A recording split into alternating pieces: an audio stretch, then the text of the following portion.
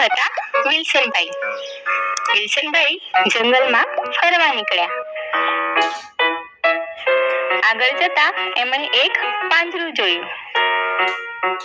પાંજરામાં એક વાઘ પુરાયેલો હતો. વિલ્સનભાઈ પાંજરાની નજીક ગયા.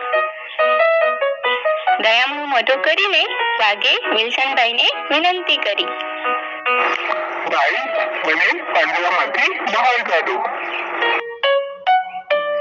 પણ તું તો વાઘ છે, હું તને બહાર કાઢું તો તું મને ખાઈ જાય. મારી ભાઈ બચાવનારને કોઈ મારી. વિલ્સનભાઈ દયાળુ હતા. એમણે પાંજરું ખોલ્યું. વાઘ બહાર આવ્યો. વિલ્સનભાઈને થયું કે ચાલો આજે એક સારું કામ કર્યું.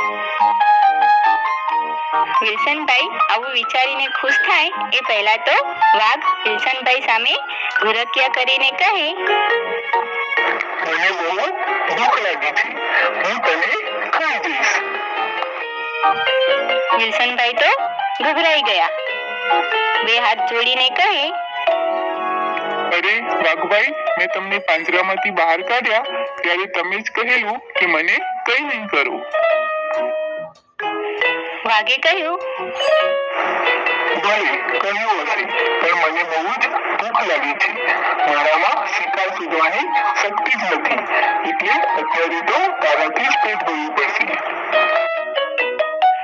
ત્યાં તો જંગલના રાજા સિંહ આવ્યા.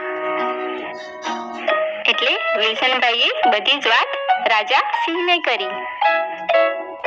સિંહે વાત સાંભળી અને પૂછ્યું, આ વાઘ આ પાંજરામાં હતો? આવડો મોટો વાઘ આ પાંજરામાં કેવી રીતે સમાય? આ શક્ય જ નથી. વાઘે કહ્યું, એ બરાબર કહે છે, હું પાંજરામાં જ હતો. સિંહ કહે, એમ હું ન માનું, મારે જોવું પડશે. એક કામ કર વાઘ, તું ફરીથી પાંજરામાં